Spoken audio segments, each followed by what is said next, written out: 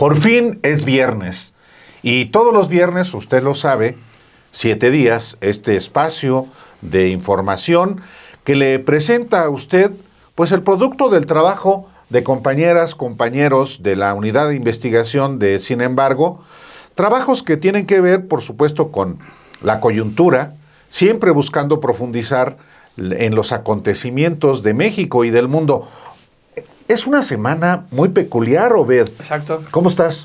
Muy bien. Buena tarde. Buena tarde, bien. Aquí ya listo para este fin de semana, después del pronóstico que hiciste ayer. Esperemos que se cumpla al rato. El de las heladas, claro. Pues hoy sí se cumple. Sí, yo digo que sí. Y efectivamente, sabíamos que iba a estar el tema de los aranceles y que iba a ser el tema de la semana. Lo que no sabíamos era el momento cuando se da el anuncio, es como México de alguna forma es el que sale responde, sí, porque no es menor el tema de que se mantengan aranceles en una industria como es la automotriz, que ejemplifica la integración entre los 3 países, pero pues sale bien parado. En cambio, por ejemplo, ya hablaremos y profundizaremos de eso más adelante, los que ahí andan de salameros con Trump, llámese Milei, Bukele y Noboa, pues no les sirvió de mucha la salamería, porque pues a ellos sí les pusieron aranceles recíprocos y no a México. E incluso a Canadá, que creo que al final hizo bien ese cambio de primer ministro con Carney, al que vale la pena decirlo, no es un político, es un banquero prácticamente el que está gestionando esta crisis, ¿no? Sí, siempre a los barberos, a los salameros, a los que se arrastran como gusanos, pues se les pisotea. Así les pasó. Luego andan llorando, pues sí, pero en la política, como en la vida, hay que actuar siempre con dignidad. Y si las circunstancias no son favorables, pues enfrentarlas como lo que son circunstancias y superarlas. Efectivamente, en el caso de México ha llamado la atención que si bien hay impactos, por supuesto, como tú bien lo puntualizas, Obed, en la industria automotriz y en el acero y en el aluminio, y vaya, hasta con las cervezas, con las heladas, aluminio, se metió Trump, porque finalmente, pues, sí, hay cervezas en la botella y a mí me gustan más, pero también con los envases de aluminio. Exacto. Para las cervezas, también se les impuso un arancel. Lo decimos de esta manera porque, sí, México no se salió completamente... ¿cómo se le denomina? Indemne del embate de los aranceles de Trump, pero el mundo hasta este mismo momento de viernes está sacudido, está en un viernes negro después de un jueves negro, y de eso, por supuesto, hemos trabajado a lo largo de la semana con trabajos, algunos de los cuales quedaron superados justamente porque la expectativa anunciada el miércoles era que iba a ser general. No, pero en la unidad de investigación de Sin embargo, las compañeras y los compañeros que trabajamos, pues sí se ha venido abordando desde diferentes ámbitos el tema. Algunos trabajos siguen vigentes. Exacto. Siguen vigentes, y pues de esto queremos también informarle el día de hoy.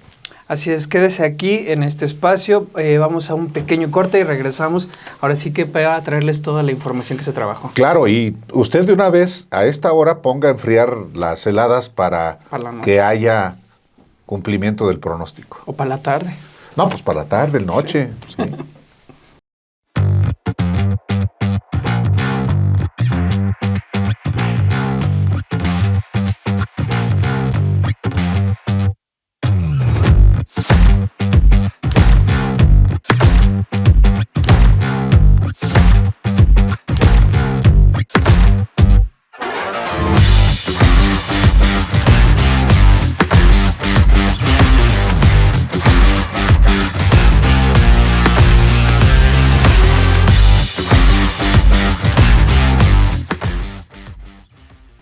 Se lo decíamos aquí, México y Canadá libraron este impuesto general que se impuso a todos los países del 10% y a su vez libraron los aranceles recíprocos en estas tablas ahí de cartón que empezó a difundir Donald Trump. México y Canadá no figuraron. Sin embargo, sí hubo un golpeteo y fue clave en esta industria que es la automovilística.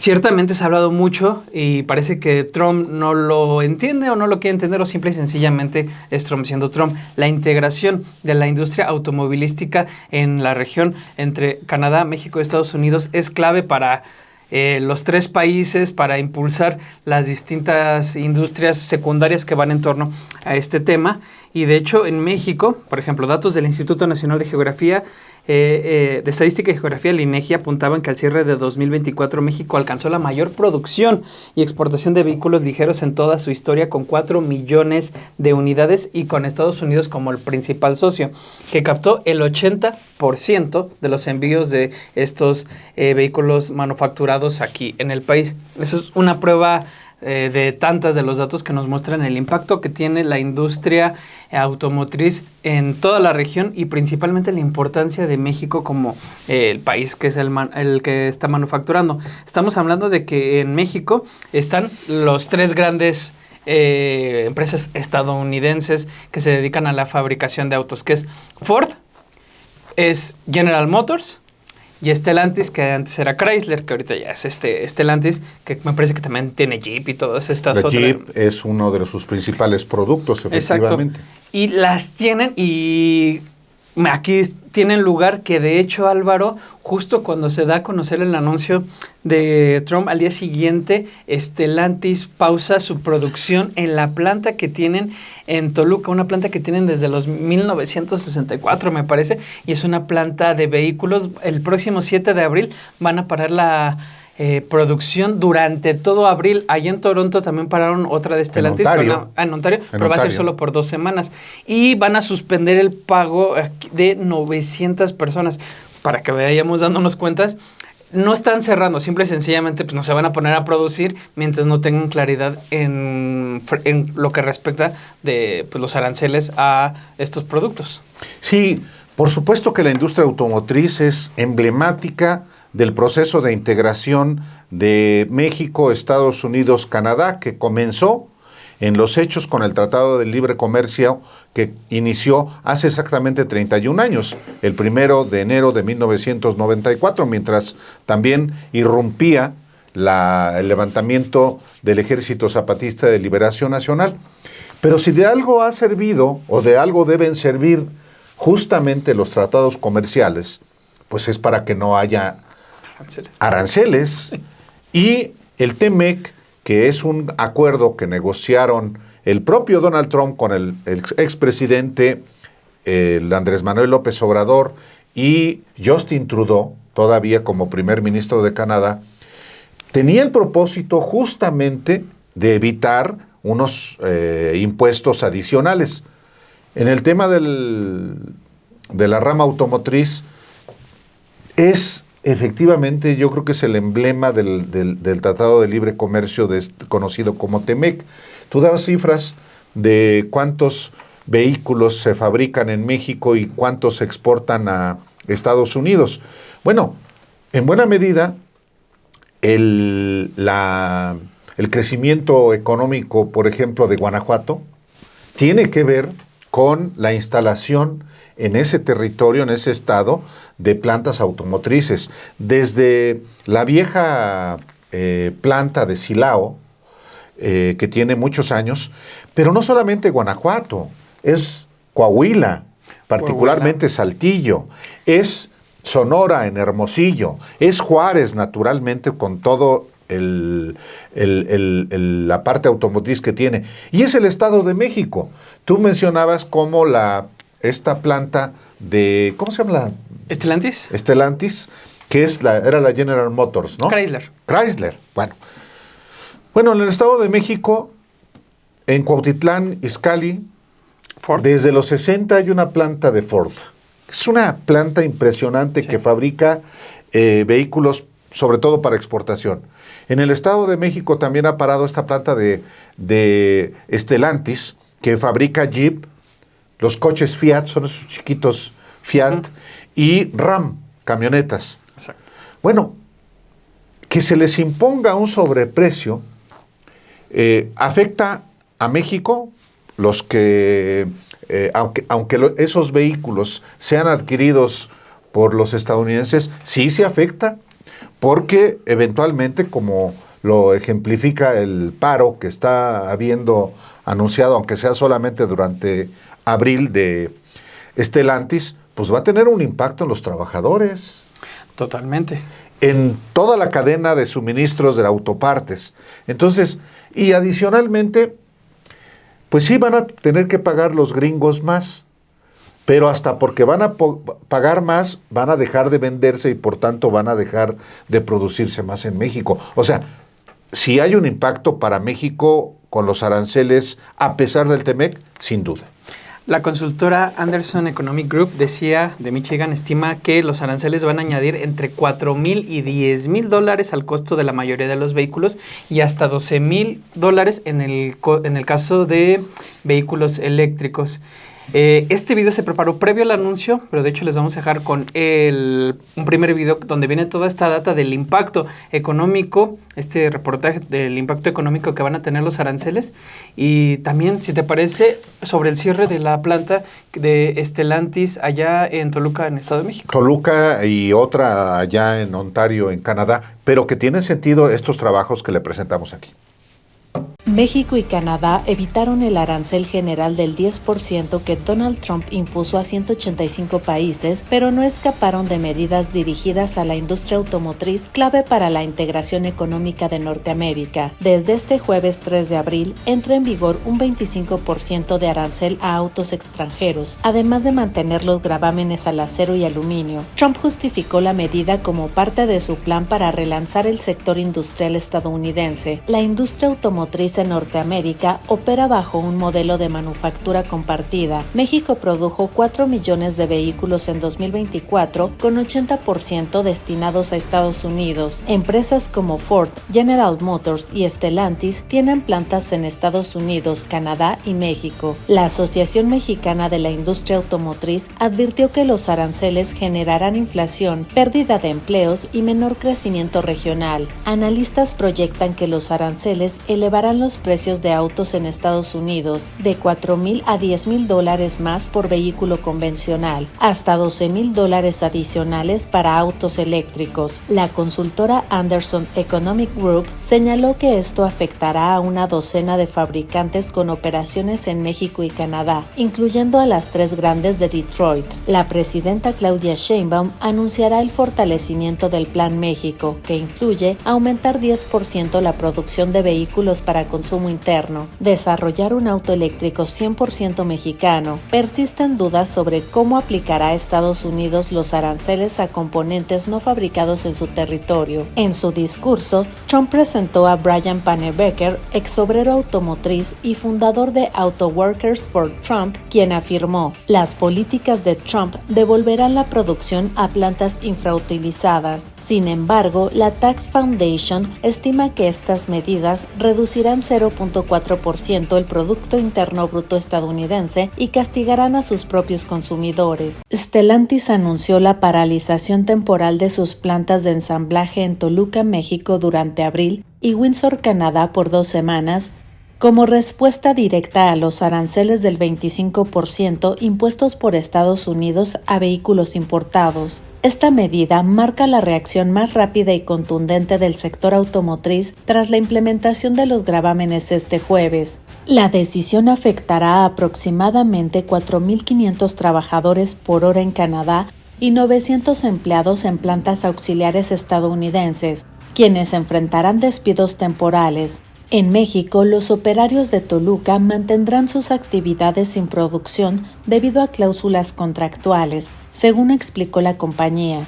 Antonio Filosa, director de operaciones para las Américas de Stellantis, reconoció que la empresa analiza los efectos a mediano y largo plazo de los aranceles. Requiere resiliencia y disciplina colectivas, señaló en un comunicado interno, Mientras la automotriz implementa ajustes para proteger sus operaciones integradas en Norteamérica, Stellantis, cuarto mayor fabricante mundial, busca mitigar pérdidas, pero su movimiento podría replicarse en otras automotrices si los aranceles se mantienen, afectando el empleo y la competitividad del TEMEC. El secretario de Economía, Marcelo Ebrard, dijo que el TEMEC sobrevivió a los aranceles de Donald Trump. Este lo dijo en la conferencia mañanera del jueves por la mañana, que representó la primera reacción del gobierno mexicano ante el anuncio de los aranceles del miércoles 2 de abril. Pero, aunque efectivamente el TEMEC sobrevivió hasta ahora, y a pesar de que efectivamente la presidenta Claudia Sheinbaum y su gobierno han digamos que sorteado la parte más violenta de los aranceles, el tema, por una parte, no está resuelto. El TEMEC está en la mira de Donald Trump, Obed.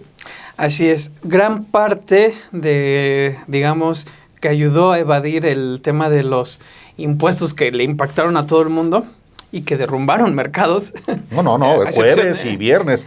De hecho, perdón, no, Obed, adelante, que te interrumpe, pero desde el propio miércoles en la tarde, noche, en Los Periodistas, nosotros informamos de la caída en los mercados asiáticos. Exacto. Que estaban empezando a abrir, todavía cuando estábamos en Los Periodistas en la parte final, y el derrumbe de los mercados fue entonces desde el miércoles en la noche, hora del México, siguió el jueves y todavía este viernes continúa.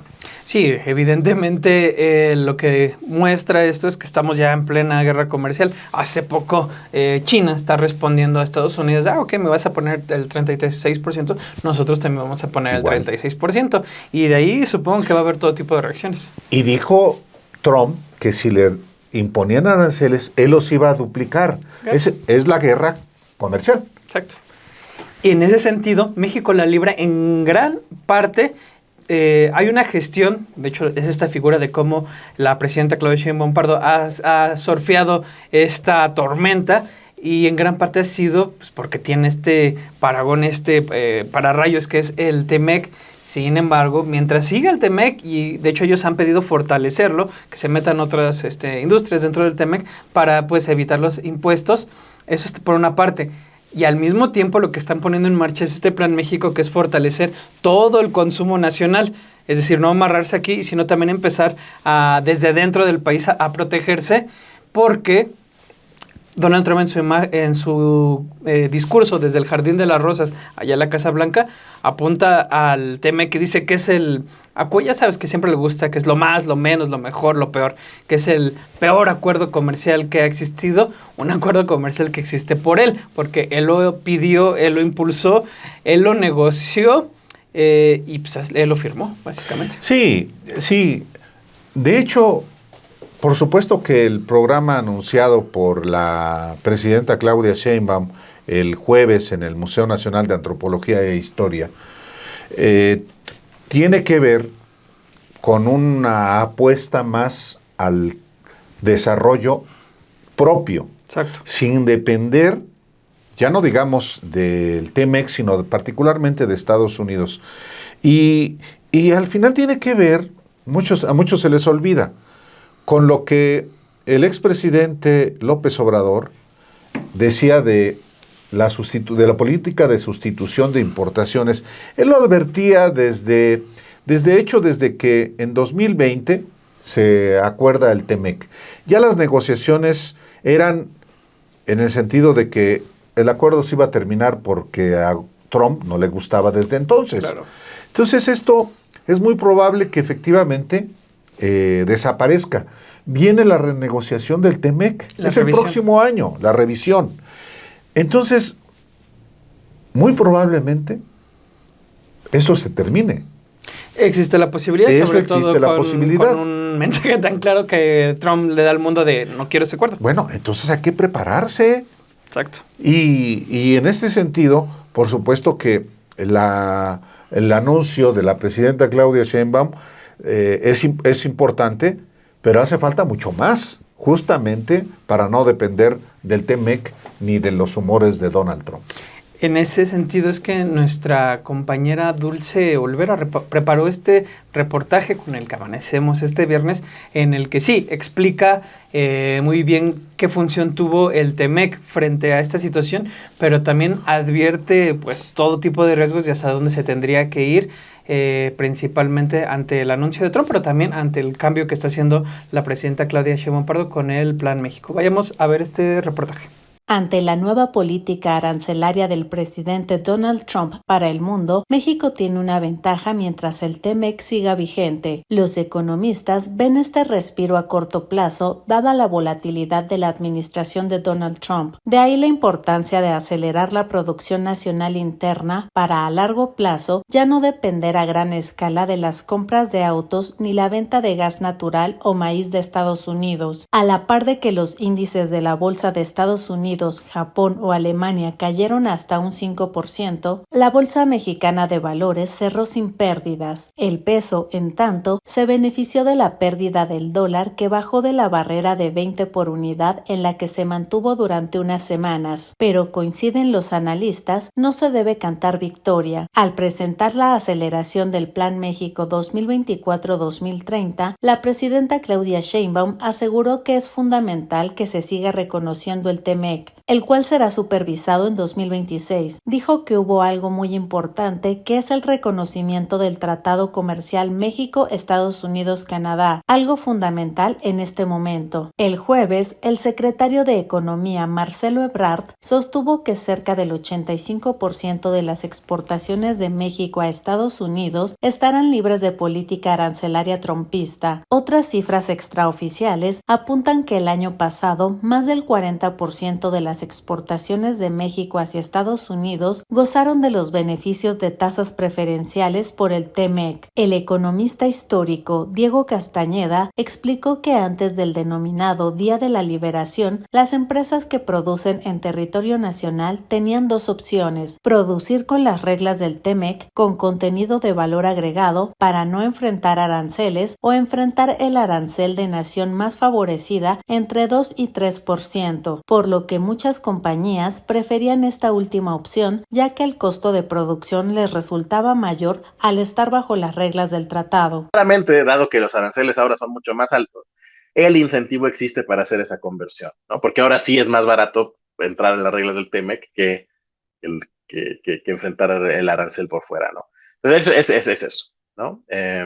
Creo que hay una oportunidad muy, muy, muy fuerte para México para justo atraer más producción al país. Sin embargo, agregó, un tema con Estados Unidos es la incertidumbre, porque un día dicen una cosa y al día siguiente cambian de opinión. Por ahora, porque parecería que esa ventana de oportunidad está ahí, México tendría que acelerar todo lo posible para tomarlo. Hay una imagen, Álvaro, lo platicábamos en la junta de la mañana, todos los días tenemos una junta muy temprano, y justamente el miércoles, que fue el anuncio de los aranceles, había una nota que empezaban ahí a sacar las distintas agencias de noticias de que Javier Milei iba a ir a Mar-a-Lago, allá en Florida, a recibir el premio MAGA, o sea, Make America Great Again, y decían que tenía la esperanza de que lo recibiera a Donald Trump para poder hablar con ellos en lo que están negociando de este préstamo con el Fondo Monetario Internacional, tener el apoyo de Estados Unidos. Bueno, eso por una parte, ahorita van a ver hacia dónde voy. Unos días antes del anuncio del miércoles, Daniel Noboa, el presidente de Ecuador, también fue a Mar-a-Lago en una visita extraoficial. Ahí se tomaron la foto, la presumió, ya sabes, como es de costumbre, en redes sociales, y fue con Trump a reunirse. Y después de esa reunión, de la que pues trascendió simple y sencillamente que hablaban de cooperación, tal, sale él y dice: estamos trabajando para fortalecer las relaciones comerciales con Estados Unidos, porque evidentemente nosotros llegamos tarde. Bueno, finales de marzo, 27 de marzo, Donald Trump publica un tuit en el que agradece al presidente Nayib Bukele. Él está recibiendo a todos los migrantes que él criminaliza, dice que son delincuentes. Ha habido un caso que de hecho deportaron a alguien que no lo era, pero bueno, eso es otro tema. y Nayib Bukele le casi a sus órdenes, presidente, vamos caminando juntos, algo así le dice, ¿no? Resulta que estos tres personajes que en Centroamérica y Sudamérica se han estado plegando a los intereses de Donald Trump, ayudándolo, presumiendo sus fotos, Javier Milei ahí haciendo el ridículo, llevándole una motosierra a Estados Unidos con esta... Elon Musk es el otro personaje que es prácticamente ahí junto con Trump, esta simbiosis. Pues a estos tres personajes no les sirvió nada la salamería. Firma Trump y en sus tablas aparecen El Salvador, Ecuador y Argentina en los aranceles recíprocos, cada uno con el 10%. Pues sí. Por eso hace rato, cuando comenzaba este espacio, evocaba yo a los salameros y a los gusanos que se arrastran y que no tienen dignidad. La cita que voy a hacer a continuación es de un mexicano histórico, de Emiliano Zapata. Decía él: el que quiera ser águila, que vuele. El que quiera ser gusano, que se arrastre, pero que no grite cuando lo pisen. Bueno, gusanos como Javier Milei, como Noboa, como Bukele, están siendo pisoteados por su amo, por Donald Trump. En eso resulta la salamería. ¿Puede haber compasión de Trump? Puede ser, pero por lo pronto de nada le sirvió a estos tres presidentes de estos tres países latinoamericanos la salamería, porque, pues sí, aranceles del 10% parejo para los tres. Entonces decían, leyendo ahí la prensa que no les fue tan mal. El tema, les terminan imponiendo cuando ellos se asumen. Y creo que ese es un problema, porque ellos llegan a un momento en que se han estado asumiendo, se piensan que son iguales a Trump. No digo que, pero el tema es que Trump no los ve como iguales. Trump simple y sencillamente los ve como gente que está a su servicio. O sea, y el tema de Bukele, pues gracias por recibir esto. Con Milei, lo hemos visto, que eso también es muy interesante. Milei se pasea mucho por Washington. Creo que es más común estarlo viendo allá en los eventos de allá que en Argentina, donde tiene un problema enfrentando manifestaciones donde sus policías vemos que golpea a personas de la... jubilados. Sí, o sea, evidentemente son dos contrastes. Y con seguidores como Agustín Laje que justifican no solamente la represión, alaban la muerte.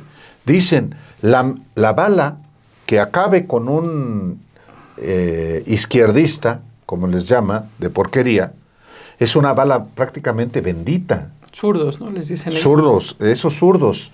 Entonces, no solamente hay una legitimación de las acciones políticas y financieras de Milei, hay una glorificación, una apología de la muerte, de la represión, de que se golpee, que la policía reprima a personas de la tercera edad, a jubilados. Bueno, pues por eso les va como les va. Y el tema es, al menos en El Salvador y en Argentina, leía y ellos confían en que la relación personal, lo que sea que signifique eso, con Trump les va a ayudar al tiempo de las negociaciones. Ciertamente han empezado las negociaciones y pues será a lo largo de los días que veamos si, digamos que se aminora Donald Trump en alguna de las medidas. Es cuestión de ver hacia adelante, pero por lo pronto los dejamos con este reportaje, Álvaro, en el que hablamos sobre la imposición que hizo Donald Trump a pues quienes se consideraban sus amigos. El presidente Donald Trump anunció un arancel general del 10% para 185 países, sumado a tarifas recíprocas específicas. Aunque México y Canadá quedaron exentos, los líderes latinoamericanos que habían mostrado cercanía con Trump, Javier Milei de Argentina, Nayib Bukele de El Salvador y Daniel Noboa de Ecuador, fueron incluidos en la lista. Estos mandatarios, que recientemente elogiaron al republicano, ahora enfrentan barreras comerciales que que podrían afectar sus economías. Trump argumentó que los aranceles buscan equilibrar un comercio que considera injusto. Señaló que la Unión Europea estafa a Estados Unidos, mientras que criticó a Argentina por prohibir importaciones de ganado estadounidense desde 2002. También mencionó a Ecuador, Brasil y Vietnam por restringir productos remanufacturados, lo que según él limita exportaciones estadounidenses en 18,000 millones anuales. Nunca le cobramos nada a nadie, pero ahora les cobraremos, declaró. Milei, quien viajará a Mar-a-Lago para recibir un premio MAGA, espera que su relación estratégica con Trump suavice el impacto. En Ecuador, Noboa admitió que su país está poniéndose al día en negociaciones comerciales tras años de retraso, mientras en El Salvador empresarios mostraron preocupación, aunque confían en que su pequeño volumen comercial evite mayores represalias. El anuncio contrasta con los recientes gestos de acercamiento entre Trump y estos gobiernos. Bukele, quien días atrás agradeció un reconocimiento de Trump por recibir migrantes deportados, ahora enfrenta tarifas que podrían dañar su principal socio comercial. Noboa, tras una reunión amistosa en Mar-a-Lago, fue incluido en la lista sin contemplaciones. Aunque los líderes afectados buscan excepciones, Trump advirtió: muchos presidentes pedirán bajar aranceles, pero no cederemos. El caso argentino es emblemático. Milei necesita apoyo de Estados Unidos para su negociación con el FMI, pero ahora enfrenta barreras comerciales. Mientras, analistas señalan que la medida refuerza el pragmatismo de Trump. Incluso sus aliados deben aceptar sus condiciones. Acabo de hacer alusión a Emiliano Zapata. Zapata es Morelos. En Zapata nació, en Morelos Zapata hizo una revolución y en Morelos a Zapata lo matan. Zapata merecería mejor suerte siendo efectivamente una entidad revolucionaria. No, lo han gobernado ya de todos los signos políticos, del PRI, del PAN, de Morena, PRD. Del PRD. Y está de la fregada. Tierra de saqueo, Obed. Y usted que nos escucha y que nos ve, y quienes son de Morelos y viven allá, lo saben.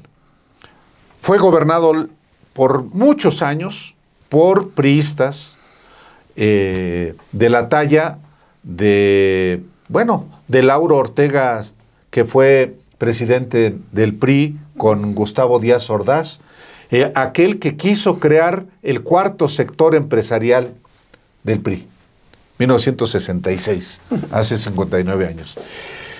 Fue gobernado también por otro priista que fue el fundador del CISEN, Carrillo Lea. Sí, él. Y se generó un conflicto en Tepoztlán por querer construir un campo de golf. Luego, harta la gente de Morelos opta por el PAN. Sergio Estrada Cajigal, un gobernador frívolo, un gobernador que andaba en el helicóptero con las malas compañías del narco que se instaló desde entonces y desde antes en Morelos. A Estrada Cajigal siguió otro panista, Marco Antonio Adame, uno de los jefes de la organización secreta El Yunque. Un fiasco de gobernador cuyo hermano estuvo involucrado en el robo de autopartes. Lo publiqué en su momento también. Luego opta por la izquierda Morelos. En buena medida gracias a Andrés Manuel López Obrador, que en 2012 le da su respaldo a Graco Ramírez Garrido Abreu, que para entonces ya había roto con él. Pero todavía resistió esa coalición, la relación de Graco Ramírez. Fíjate qué curioso, Graco fue el que llevó a López Obrador con Cuauhtémoc Cárdenas. Es el que en 1988. Cosa muy curiosa, porque el Graco Ramírez Garrido Abreu es descendiente de Garrido, el general revolucionario tabasqueño, por supuesto. Y luego le sigue a Graco Ramírez Cuauhtémoc Blanco, postulado inicialmente por el Partido Encuentro Social y también en acuerdo con Andrés Manuel López Obrador para la alianza PES, que había apoyado en el 2006 a Felipe Calderón, pues apoya ahora a Cuauhtémoc Blanco para la gubernatura y gana en 2018. Es un fiasco Cuauhtémoc Blanco. Y bueno, hago este recuento que puede parecer exhaustivo, pero para darse cuenta de qué clase de ejemplares han llegado a esa entidad. Efectivamente, Morelos, tierra de saqueo. Todos los gobernadores, porque hace la revisión Álvaro, salen del poder y siempre han sido revisados por cuestiones de casos de corrupción, vínculos con el narcotráfico, de todo tipo han estado en esta entidad que llama la atención. Por ejemplo, en el caso de Cuauhtémoc Blanco, que él llega originalmente a gobernar Cuernavaca por el PSD, Partido Socialdemócrata de Morelos. Exacto, que ahí se da a conocer este pago, que lejos de ahí no negar, confirma Cuauhtémoc Blanco, creo que fueron 7 millones de pesos para aceptar la candidatura. Después de ahí salta a la gubernatura. Y algo que les decía a ustedes, la diputada de Morelos, esta diputada Maggie Salazar, creo que se apellida. Salgado. Maggie Salgado. Es el tema de, oigan, ¿qué pasa aquí en Morelos? Vienen aquí, gobiernan, luego, o sea, Cuauhtémoc Blanco ni siquiera de Morelos era, realmente, él es aquí de la Ciudad de México. Tepito. De Tepito, efectivamente. Y lo único que han es saquear, buscar proyectos para sacar su raja y demás. Y Morelos realmente ha estado en una parte por la corrupción. Y me dabas tú un tema, cómo poco a poco se va infiltrando también el crimen organizado, ¿no? Sí, es un caso, Morelos, estando tan cerquita de la Ciudad de México, exacto, habiendo una relación tan estrecha, porque mucha gente de la Ciudad de México tiene casas allá en Morelos. Exacto.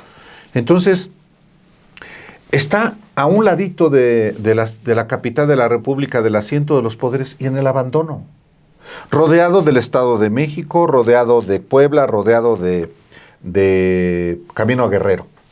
Es un lugar estratégico, con un enorme recursos naturales, pero con una clase política voraz, corrupta, y con una sociedad también, hay que decirlo, porque la sociedad también es responsable, que pues sí, ya ni modo no. Y también en buena medida la indignación ciudadana ha hecho que haya alternancias. Entonces, pues sí, hoy hay una gobernadora, la primera gobernadora mujer de Morelos, de Morena, ella sí parte del no solamente fundadora de Morena, sino con una larga trayectoria de izquierda. Morelos está a la expectativa de que ahora sí le vaya bien, porque mirando para atrás, puro saqueo. Sí, una inercia terrible que va a tener que romper la gobernadora Margarita Sarabia, sobre todo cuando estamos hablando de... Pero ella sí es de ahí. Bueno, al menos ya tienen a alguien que es de ahí. Ella sí es de ahí. Ella tiene negocios, es empresaria también, entonces conoce el sector, conoce el Estado y ojalá que cumpla con lo que ofreció. Precisamente para dar cuenta de esta memoria de lo que ha sido Morelos y cómo sus gobernantes han visto esta tierra como tierra de saqueo, este estado como tierra de saqueo, es que los dejamos con este reportaje que hacen nuestras compañeras Nora Nancy Gaspar Reséndiz y Romina Gándara. Sin importar el color del partido, desde hace años el estado de Morelos ha sido víctima de un saqueo permanente. Gobernadores panistas, perredistas y hasta de Morena que encabezaron la entidad han sido acusados de enriquecerse a costa de esa entidad sureña. Uno de los más recordados, por ejemplo, es Graco Ramírez. Tenemos en Morelos una muy larga historia de corruptelas evidentes y de impunidad al mismo tiempo, como si existiera una especie de pacto secreto, inconfesable, para que los mandatarios salientes no lleguen a ser procesados por delitos de los cuales se les ha acusado, porque efectivamente se han ventilado cantidad de acusaciones, desde los tiempos de Jorge Carrillo Lea, nos podemos ir desde allá para poder identificar cuándo empieza este declive, este pronunciado decaimiento, ¿no?, de Morelos como un estado que antes se consideraba pues muy libre, con mucha naturaleza, con un gran ambiente, incluso vida nocturna, muy apacible, un gran atractivo para fin de semana o para vivir en el estado. Después de la salida de Jorge Carrillo Lea, periodo en el cual se incrementaron de forma rotunda la cantidad de secuestros, se supo ya de crimen organizado, en fin, vivimos un periodo en el que la gente esperaba un cambio, ¿no? Bueno, hubo 3 gobernadores interinos hasta que llegó la elección posterior al periodo de Carrillo Lea, pero entró Sergio Estrada Cajigal, panista, en el mismo momento en donde pierde el PRI la presidencia de la República, acá también pierden la gubernatura los priistas, y se inaugura un periodo diferente que generaba muchísimas expectativas. Pero bueno, pues esas expectativas no acabaron siendo tales, ¿no? De hecho, hoy tenemos a ese exgobernador preso en Quintana Roo, no por un delito de peculado, desvío de recursos, sino por violencia contra una mujer, por agresiones físicas en contra de una expareja, una persona sentimentalmente cercana a él, lo acusó y terminó siendo procesado, y hoy se encuentra en prisión enfrentando este proceso. Es el único de los gobernadores que ha pisado la cárcel. Pero después de él vino también otro periodo en donde se consideraba que habría continuidad entre los programas de gobierno, ¿no? Digamos, este tuvo menores complicaciones mediáticas, pero sí momentos muy sensibles de Marco Adame Castillo, también panista. En el gobierno de Marco Adame hubo incluso un secretario de Seguridad Pública que terminó siendo aprehendido y procesado por vínculos con el crimen organizado. También se detuvo a un anterior, en el periodo de Estrada Cajigal, un director de la entonces Policía Ministerial, terminó en la cárcel también por vínculos y protección al crimen organizado. Falleció finalmente estando preso, purgando una condena. Luego ya viene el periodo de Graco Ramírez, otra vez se levanta una gran expectativa de que pues ahora se trataba ya no de un gobierno panista, sino de un gobierno de izquierda, un gobierno perreísta. Y el PRD, encabezado por Graco, pues terminó también dejando un muy mal sabor de boca, tanto así que pierde rotundamente las elecciones en la siguiente elección, ¿no?, que es la en la que ya participa Cuauhtémoc Blanco Bravo, y la gana. Entonces, se sabe, se comenta, pero no lo prueban, pero no se les lleva a juicio. Y las denuncias que se han presentado, de alguna forma, encuentran algún dique. Ahí tenemos las que se presentaron, que fueron varias carpetas de investigación, fueron 7, 8 carpetas de investigación en contra de Cuauhtémoc Blanco Bravo antes de que dejara de ser gobernador.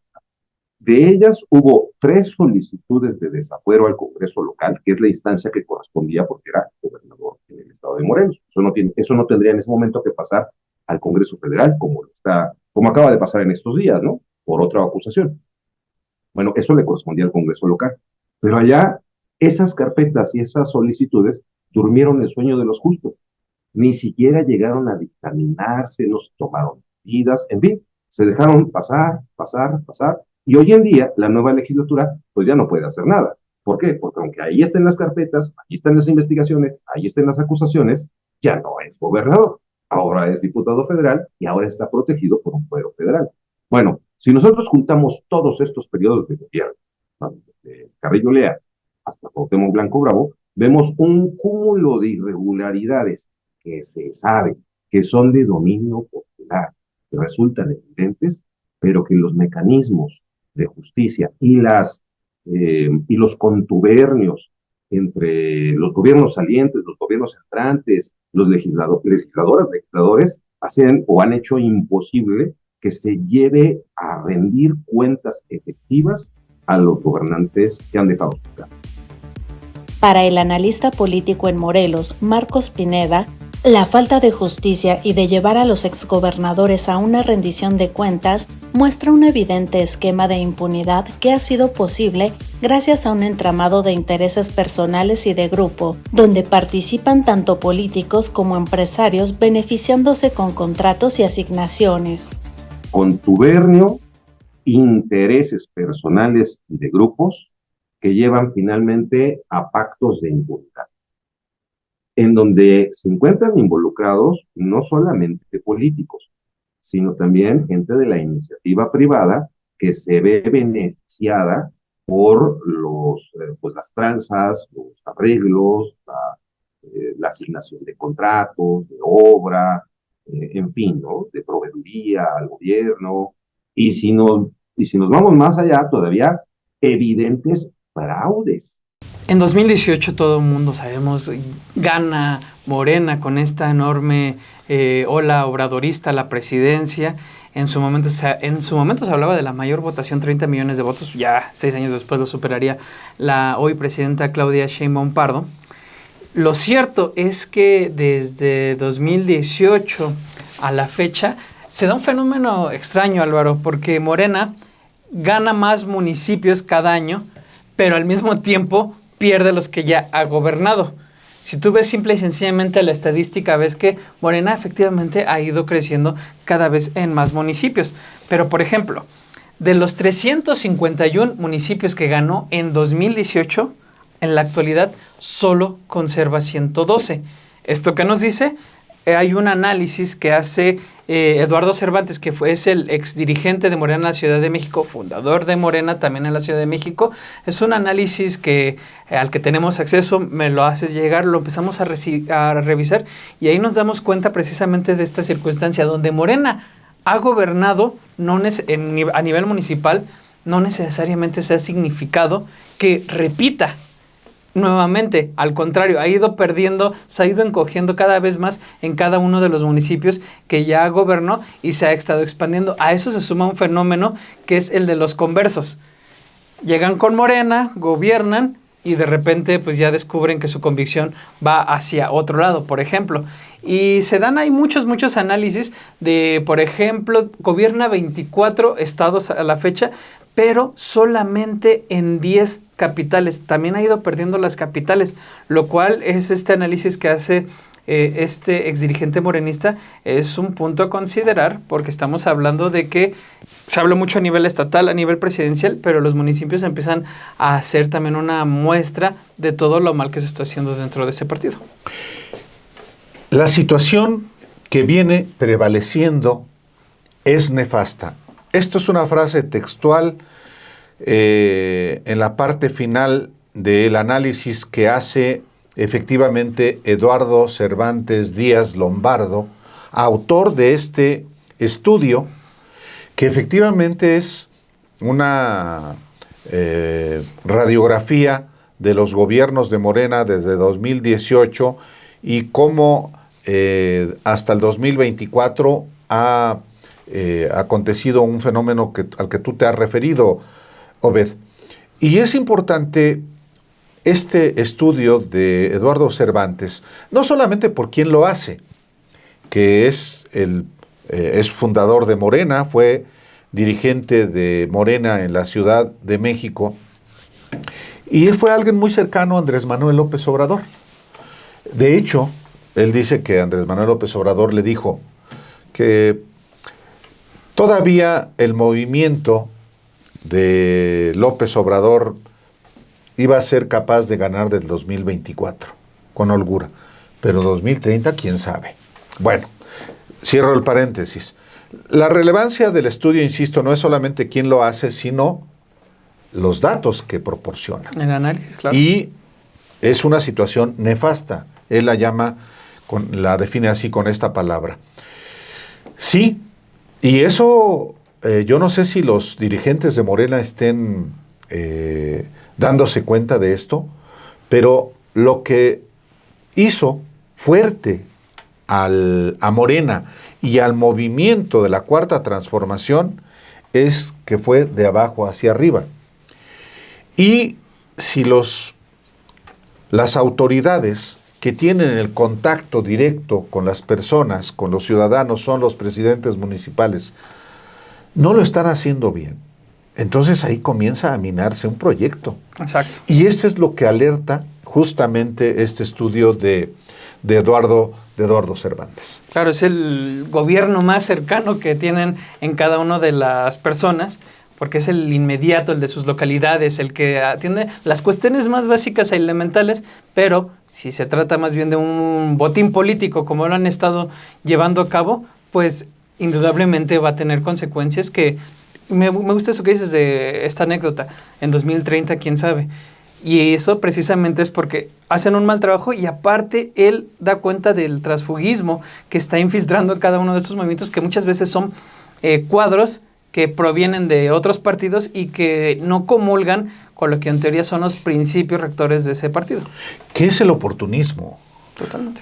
Es decir, hay quienes de pronto tienen toda una trayectoria en el PRI, en el PAN, y de pronto aparecen en Morena porque tienen más malicia política, más recursos, más conocimiento público. Y la marca Morena hace ganar. Claro. También eso es importante. Pero resulta que esos oportunistas no solamente no tienen ninguna identificación con el proyecto, sino que son oportunistas para robar y mal gobiernan. Entonces ahí la gente también dice, pues no, que Morena iba a hacer las cosas diferentes. Y eso es lo que alerta en ese estudio Eduardo Cervantes. A menudo cuando Alejandro y yo vamos por el país, por nuestros libros, la queja de mucha gente es, sí, no, es que el presidente municipal, pues sí. Entonces, así como hay cuadros positivos, eso también es importante.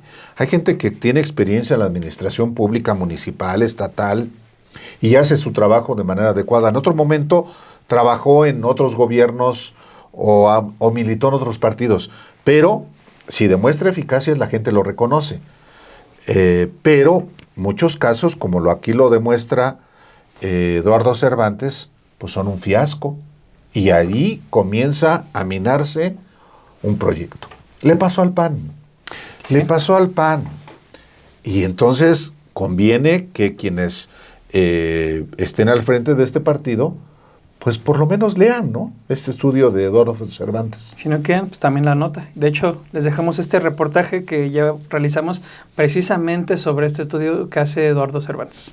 Desde la marea guinda de 2018 que llevó a Morena y a Andrés Manuel López Obrador a la presidencia, el partido oficialista ha ganado cada vez más municipios al mismo tiempo que ha ido perdiendo aquellos que ya gobernó. Una prueba de ello es que de los 351 municipios ganados en 2018, en la actualidad Morena solo conserva 112. Un análisis realizado por Eduardo Cervantes, fundador y expresidente de Morena en la Ciudad de México, obtenido por sin embargo, muestra cómo la mala gestión de los gobiernos municipales de Morena desde 2018 se ha traducido en descalabros. A eso se suma la tendencia del morenismo de optar por cuadros que provienen de otros partidos, que al final terminan traicionando los principios de esta fuerza política. Una prueba del retroceso de municipios ganados muestra cómo, a pesar de que Morena gobierna en 24 entidades federativas, en 10 de ellas perdió la ciudad capital en los comicios de 2024, como fue el caso de Campeche, Cuernavaca, Mérida, Oaxaca, Chilpancingo, Morelia, Colima, Hermosillo, Zacatecas y San Luis Potosí. Actualmente, Morena gobierna en 733 municipios, incluyendo las 11 alcaldías de la Ciudad de México, representando el 35.8% de las 2.048 demarcaciones de este nivel. En 1.615 de ellas, es decir, 4/5 partes del total nacional, hay menos de 50,000 habitantes. Morena solo gobierna 513. Ello significa que casi 7 de cada 10 ayuntamientos los presiden otros partidos. El reporte también expone cómo han golpeado al oficialismo los cambios de bando. En Michoacán, por ejemplo, el partido Guinda perdió 6 de los 7 municipios producto de cambios de partido, mientras que en Morelos se perdieron 12 de 15. También se advierte cómo la alianza con los partidos del Trabajo y Verde Ecologista de México México es meramente circunstancial, pues en donde pueden ganar con sus propios candidatos lo hacen con absoluta naturalidad. En ese sentido, indica que el Partido Verde y el Partido del Trabajo ganaron por sí solos 53 municipios en Puebla, 33 en Oaxaca, 30 en Chiapas, 30 en el Estado de México y 29 en Guerrero. Esto es 175 municipios en solo 5 estados.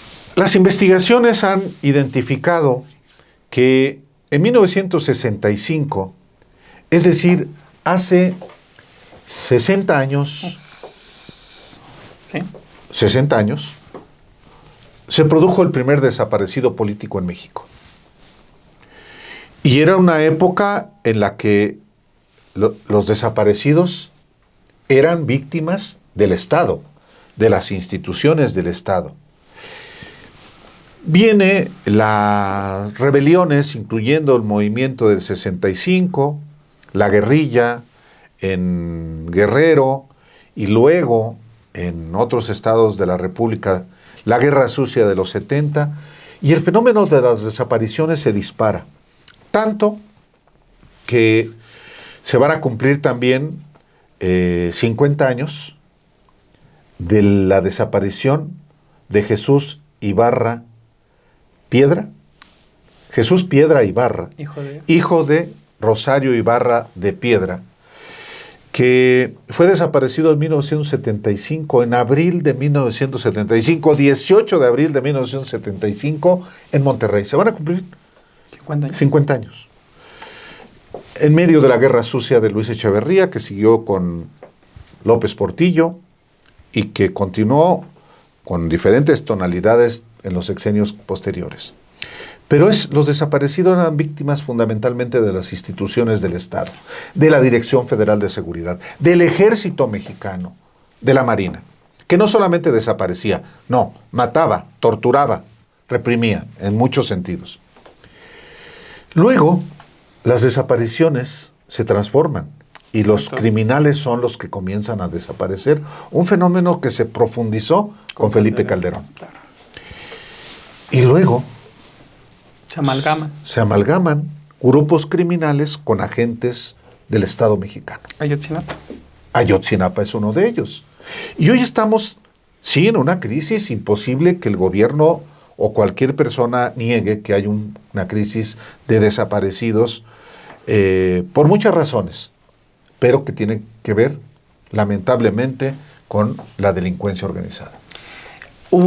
Hay una situación dentro también de estas desapariciones a la evolución, y lo hemos hablado en este espacio, ustedes lo han hablado, que también tiene que ver y que empezaba a manifestarse como una hipótesis, y cada vez la evidencia muestra la incidencia que ha tenido el reclutamiento forzado de jóvenes, no solamente para cuestiones, para todo tipo de cuestiones criminales que pueden ser para las organizaciones criminales, para trabajar en estos call centers del Cártel Jalisco Nueva Generación, que había 7 jóvenes cuando se da a conocer que tenían reporte de desaparecidos, para temas de trata sexual, por ejemplo, para todo tipo de cuestiones, y cada vez se ha evidenciado más que parte de lo que ocurre con estas personas a las que se les pierde el paradero, una explicación podría ser el crimen organizado, utilizándolos pues como simple y sencillamente carne de cañón en sus industrias, desapareciéndolos, sin dejar rastro de ellos, y las cifras que han ido creciendo cada vez más dan muestra de un problema que ciertamente es latente y que pesa más en otras regiones que otras. Jalisco, por ejemplo, durante el gobierno de Enrique Alfaro, que negó, que rechazó y que decía que nada de eso era cierto y que incluso dejó de reportar las cifras, es uno de sus focos rojos, Álvaro. No, desapareció el mismo. Eso es gravísimo, sí. Y no se conoce tanto porque no se ha difundido tanto. Pero en plena pandemia, en unas protestas que hubo porque agentes municipales asesinaron a un trabajador de la construcción. Por no traer cubrebocas. Hubo protestas y agentes de la Policía Estatal de Enrique Alfaro y de la Fiscalía de Jalisco desaparecieron a jóvenes. No desaparecieron definitivamente, después reaparecieron. Pero porque se hizo todo el escándalo. Exactamente. Y Por eso se explica por qué esa indiferencia del gobernador ante el fenómeno de los desaparecidos en Jalisco, que es el estado número 1 del país. Bastante lamentable. Y de hecho es precisamente que nuestra compañera Romina Gándara hizo este reportaje, este amplio recorrido, porque es en verdad interesante, sorprendente la manera que ha evolucionado esta práctica de un elemento utilizado por el Estado, después empleado por el crimen y después en una amalgama ahí bastante lamentable entre criminales y fuerzas del Estado. Vayamos a verlo. En México, la desaparición forzada sigue siendo una de las prácticas criminales más atroces que a lo largo de las últimas 5 décadas ha mutado al ser primero un mecanismo que se consolidó por parte del Estado para eliminar opositores del régimen y luego a partir de los 2000 la desaparición forzada se volvió una práctica sistemática del crimen organizado. La desaparición forzada en México ha tenido una evolución en las últimas 5 décadas, pasando de ser utilizada inicialmente por autoridades y que mutó hasta convertirse en una crisis de derechos humanos de enormes proporciones. Con más de 125,000 personas desaparecidas en el país, la desaparición ya no responde a un solo actor ni a un solo propósito, sino que es parte de un complejo entramado de violencias que siguen cobrando víctimas. Camilo Vicente Ovalle, historiador e investigador especializado en temas de desaparición y autor del libro Tiempo Suspendido, una historia de la desaparición forzada en México, con el cual hace un detallado seguimiento a las acciones de contrainsurgencia del Estado mexicano entre 1940 y 1980, con especial énfasis en la década de los 70 durante el periodo conocido como Guerra Sucia, explicó que la desaparición forzada en México se consolidó como una estrategia política del Estado desde mediados de la década de 1960, en un contexto de autoritarismo y combate a quienes el gobierno consideraba enemigos de la nación. Se implementó esta práctica con la participación de diversas instituciones estatales, policías, el ejército, la marina, el poder judicial y las procuradurías fueron parte del entramado que hizo posible la desaparición sistemática de opositores políticos en ese periodo, pero a partir de los 2000, la desaparición forzada se volvió una práctica sistemática del crimen organizado. El especialista explica en entrevista con Sin embargo cómo fue evolucionando la desaparición forzada en México. Los finales de la década del 60, la desaparición forzada de personas comienza a formarse como una estrategia política, toma su tiempo, ¿no? No es una técnica que se implemente de manera inmediata y fácil dentro del amplio abanico de prácticas represivas que tenía el Estado autoritario en ese momento. Y esto es importante señalarlo porque la estrategia de la desaparición forzada de personas implica la implementación y la transformación de un conjunto institucional importante. Por eso es que se dice que la desaparición no solo en México, sino en un conjunto de regímenes autoritarios, solo se puede llevar a cabo en tanto se convierte en una política de Estado, ¿no? Como estrategia, como política de Estado, podemos más o menos establecer que esta práctica se llevó, insisto, desde mediados, finales de la década de los 60 hasta mediados de los años 90, ¿no?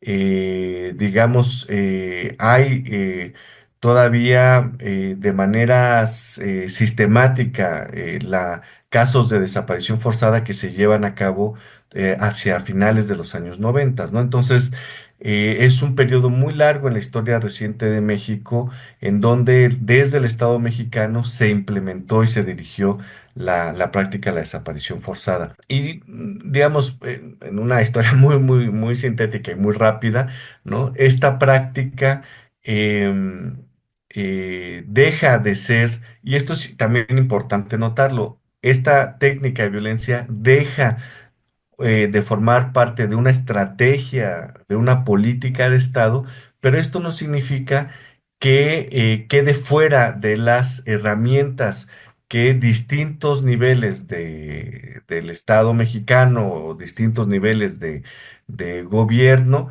digo, lo que quiero decir es que no implica, que deje de ser una estrategia no implica que esta práctica quede fuera de las herramientas represivas que tienen los distintos niveles de gobierno, ¿no? Y va a ser va a ser una práctica que se va a seguir implementando durante los años 90, durante la década de los 2000, a nivel, por ejemplo, a nivel local, ¿no? Las policías estatales, las policías, en algunos casos, las propias policías municipales han sido responsables de desapariciones forzadas. Entonces, aunque no tenga ya un nivel desde finales de los noventas, principios de los 2000, es un nivel de estrategia de Estado, no significa que no se haya seguido implementando por agentes vinculados a- al Estado, a alguno de alguno de los niveles de gobierno. Y a partir de los 2000, eh, vamos a ver cómo la desaparición forzada comienza a usarse de manera sistemática y de manera masiva dentro de lo que se ha conocido como el crimen organizado. Lo que esta historia larga de la práctica de la desaparición forzada en México nos muestra es una complejidad enorme de las lógicas de violencia en las que ha sido implementada esta técnica de violencia, ¿no? Esta técnica específica de violencia como la desaparición forzada de personas. Y en lo que estamos viendo desde los años 2000, de principios de los 2000 para acá, que es también importante notarlo, es que la desaparición forzada de personas no solo ya no está vinculada a un solo actor principal, que sería el Estado, pero tampoco está vinculada a una sola lógica de violencia, ¿no? Cuando hablamos que las desapariciones actuales primordialmente están siendo implementadas por el crimen organizado, en realidad lo que estamos o lo que se está ocultando sobre eso es una diversidad de lógicas de violencia que están produciendo desapariciones forzadas, ¿no? Es decir, de lógicas de violencia que cruzan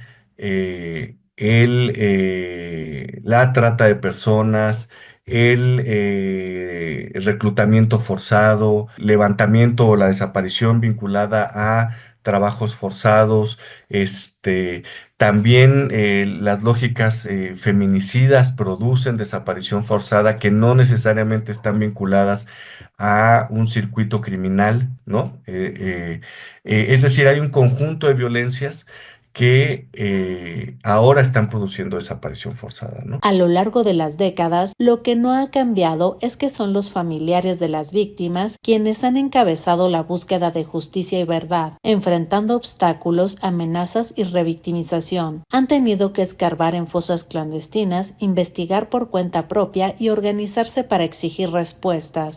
Esta semana ustedes en el programa Los Periodistas comentan un pasaje de Hernán Bermúdez Requena, este personaje que era un odiador de Andrés Manuel López Obrador, que llega a trabajar con Roberto Madrazo Pintado cuando él está en la quinta allá en Tabasco, que le da todo este equipo de seguridad en los contratos que le brindan ese momento, que consigna Andrés Manuel López Obrador en uno de sus libros.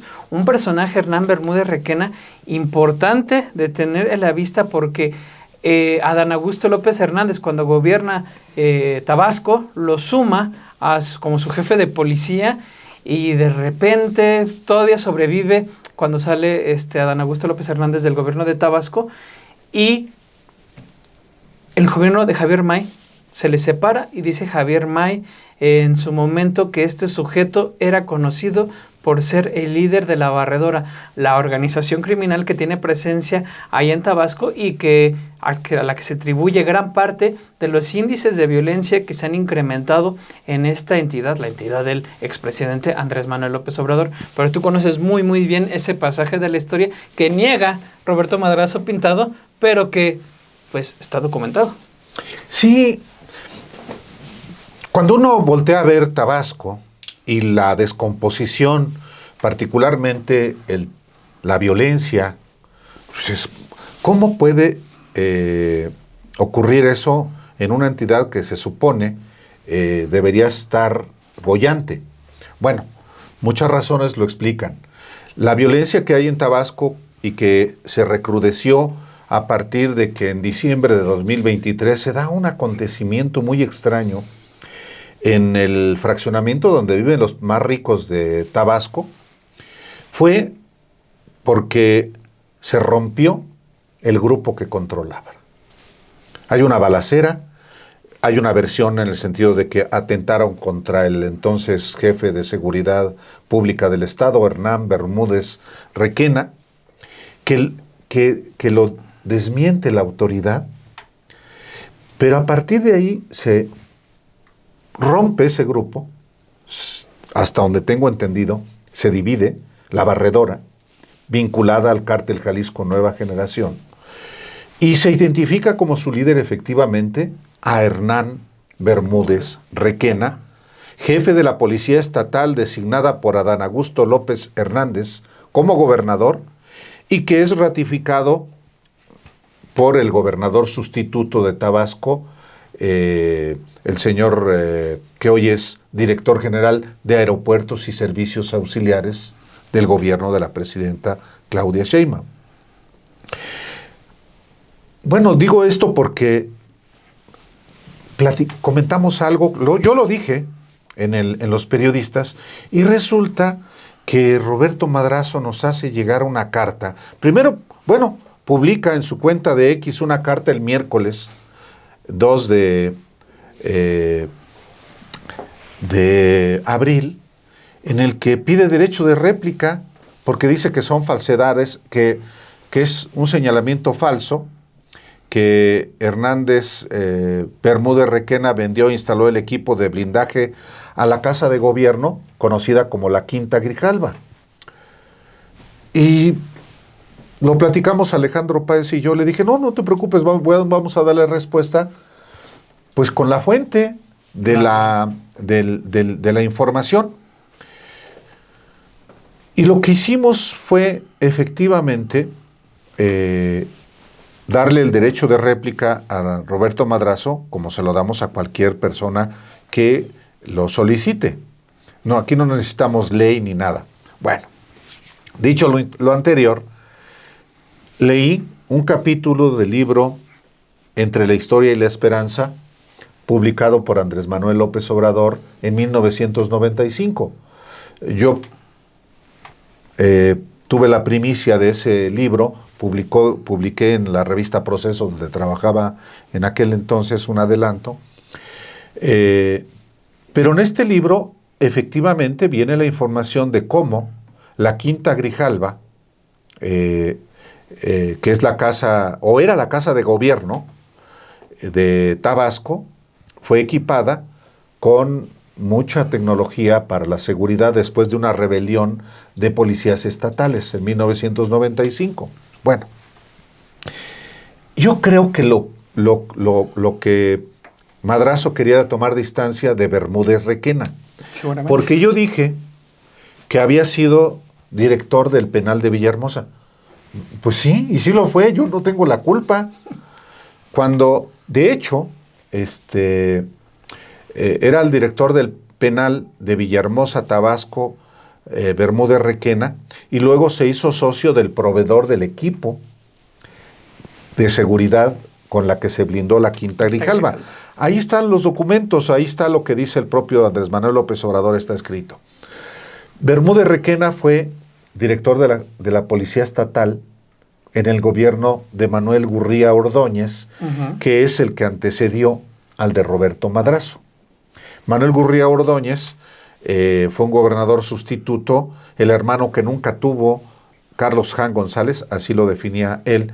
Y bueno, Bermúdez Requena es hoy un fugitivo. Sí.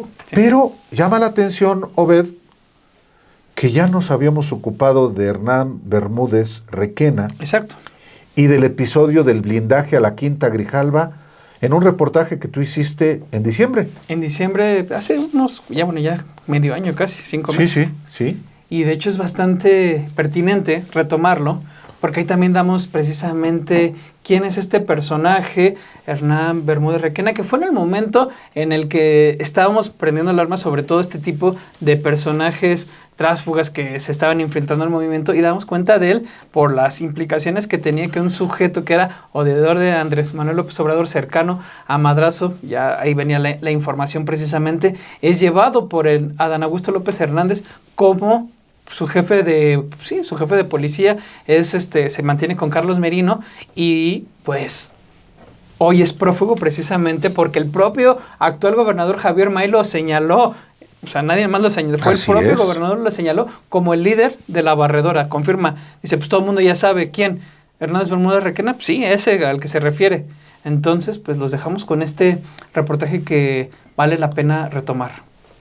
La incorporación de tránsfugas de gobiernos de derecha o con señalamientos de corrupción no se remite únicamente al caso de Campeche con el panista Jorge Luis Lavalle Mauri en el gobierno de Laida Sansores. En el mismo sureste, en Tabasco, el gobierno de Adán Augusto López Hernández, quien estuvo un par de años en el poder, sumó a Hernán Bermúdez Requena, un personaje que en el pasado operó contra Andrés Manuel López Obrador, un aliado de Roberto Madrazo y que hoy en día es señalado de estar detrás de la Barredora, la organización criminal que tiene a esta entidad en una espiral de violencia. Hernán Bermúdez Requena fue el jefe de policía de Manuel Gurría Ordóñez, pariente de Roberto Madrazo, quien durante su gestión era señalado de ser el verdadero poder detrás del trono, como señaló el propio López Obrador en su libro Entre la historia y la esperanza. Hernán Bermúdez Requena fue director de Seguridad Pública en el gobierno de Manuel Gurría Ordóñez y director del Centro de Readaptación Social del Estado en el de Roberto Madrazo. Hernán Bermúdez es también hermano del contratista Humberto Bermúdez Requena, uno de los empresarios más favorecidos con obras públicas estatales y federales desde el gobierno de Roberto Madrazo, y es compadre del empresario periodístico Miguel Cantón Cetina, dueño del diario Tabasco Hoy. No solo eso. Años después, en junio del 2006, Hernán Bermúdez Requena estuvo en calidad de presentado y arraigado durante 11 días en el Centro Nacional de Arraigos de la Procuraduría General de la República, en la Ciudad de México, como presunto implicado en el secuestro y homicidio del ganadero veracruzano Ponciano Vázquez Lagunes. En años recientes, luego de ser incorporado como secretario de Seguridad Pública con Adán Augusto y luego con Carlos Merino, fue señalado de que es el verdadero líder de la Barredora, la agrupación que se disputa el control criminal de la entidad con el Cártel Jalisco Nueva Generación. Pues estos han sido los trabajos que se publicaron a lo largo de la semana, desde la última vez que estuvimos con ustedes en este espacio de 7 días. Ciertamente la agenda estuvo muy marcada, pero también tratamos siempre de darle variedad a otros temas, no solamente ser monotemáticos, porque evidentemente hay otros temas que sabemos que le interesan a ustedes, y pues como siempre agradecemos el que nos hayan acompañado en este viernes, Alvaro. Muchísimas gracias. Bueno, ya es viernes, tiene que...